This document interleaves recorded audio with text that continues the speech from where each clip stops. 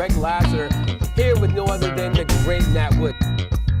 To adjust your television set, you are fortunate enough to have tuned in to 30 frames a second.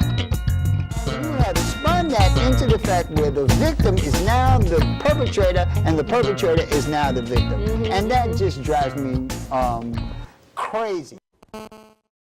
It is my honor to have the privilege of speaking to bringing to you the Honorable Abdul Hafeez, Minister Abdul Hafeez Muhammad. He is the East Coast representative of the Honorable Louis Farakhan.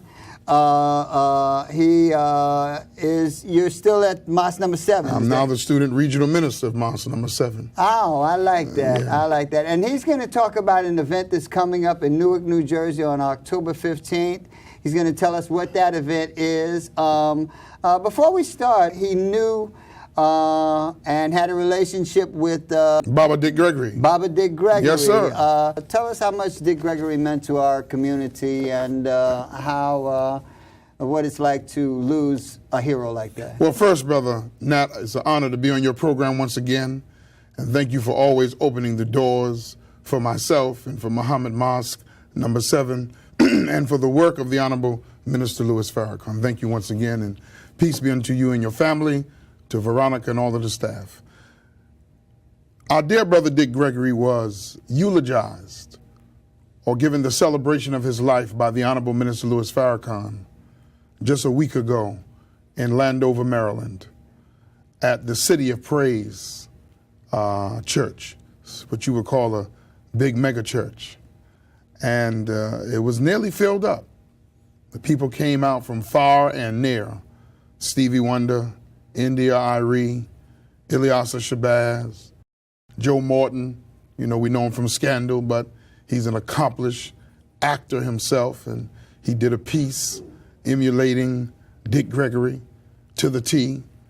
And but the highlight was our beloved esteemed minister, who knew Dick Gregory from the earliest days of our brother and friend. I greet all of you, my dear and wonderful brothers and sisters, with the greeting words of peace. We say it in the Arabic language, Assalamu alaikum. There's no better greeting that I could give to Mother Lillian Gregory, her 10 wonderful children, to the Gregory family, grandchildren, and to all of us who have experienced since the 19th and 20th day of last month the pain of the loss, not of a comedian, the loss of one of those sent from above to be a guide, a teacher, a friend, an activist, a giver, a sufferer, one of the most marvelous human beings I have had the privilege of meeting during my 84 years of life on this planet. I met him through my work of the teachings of the Honorable Elijah Muhammad under Minister Farakhan's guidance, and was with him in many venues. But the best one was when we brought him to Muhammad Mosque number 7.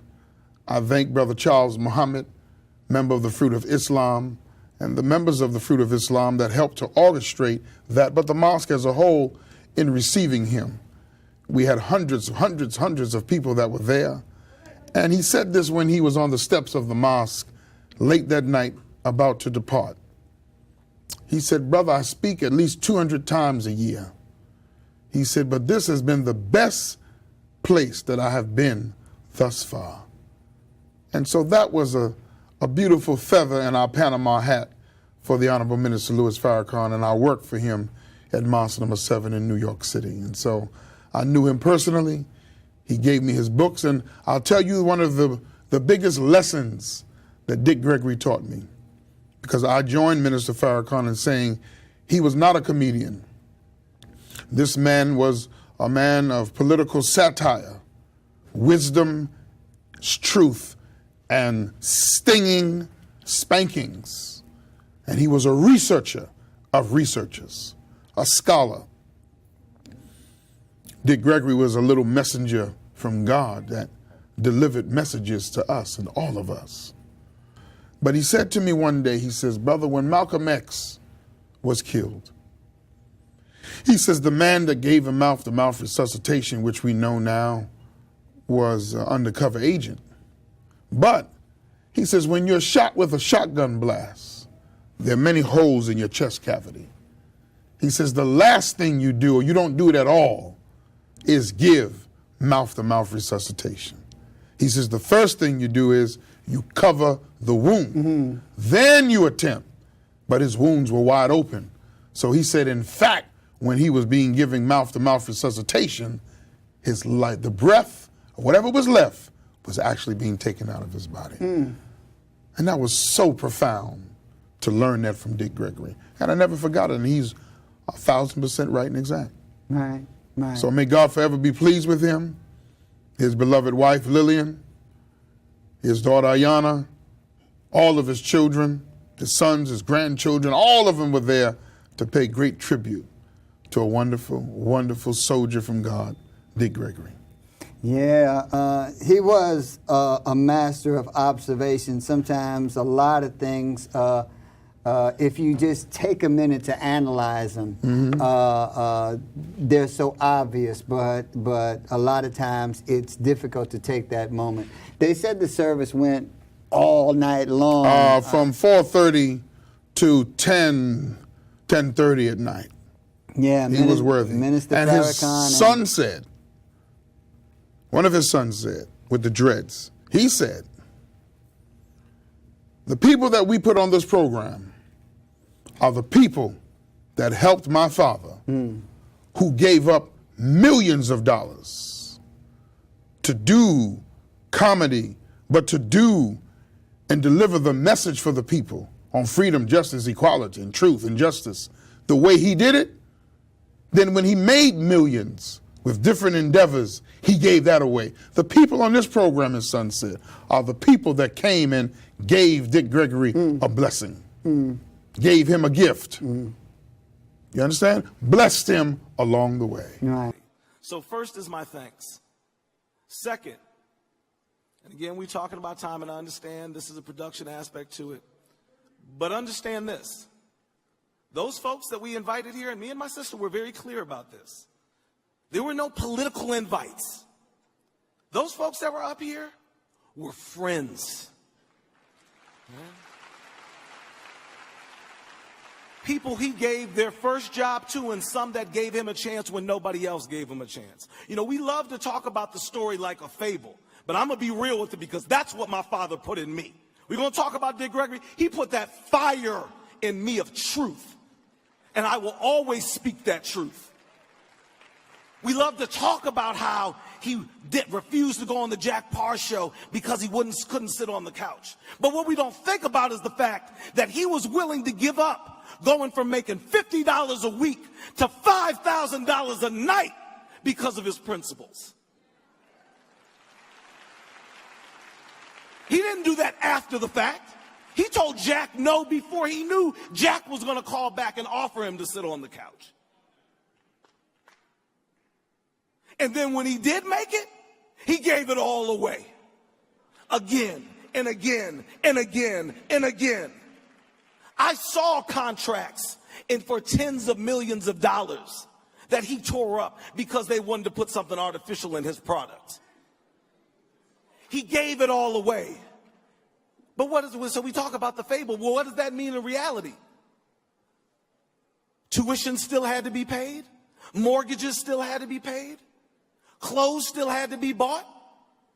What do you think that did to our mother, Lillian Gregory? And guess what?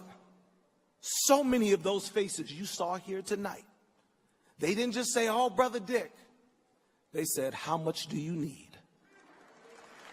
That's who's been up here tonight. That's who's been taking our time. Let me be clear about that. These are names and faces I've known since I was a child. Not just because they were celebrities, even though some of them are, is because they were friends. And some of them were friends without even needing to be told that there was a need. Here's an envelope. Here's a gift and a blessing because I can. And I know you do it all the time. So when we honor Dick Gregory, honor who honored him. It's a tremendous loss for certainly the African in America, the African diaspora, and for any righteous person all over the globe. Funny man, superstar, change of plans, the movement called 10 kids and a wife, but human rights became your life. Like all the other universal pearls, Daddy, you belong to the world. Golden heart, brilliant mind, so ahead of your time. Black man with the keys in your hands. Oh, you opened up the way for a new day.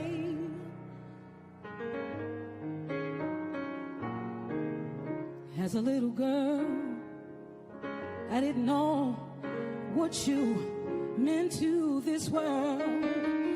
If I had a dime for every time somebody told me that you saved their life and changed their minds. You planted seeds so long ago deep in me, so I would grow into a flower who loves herself.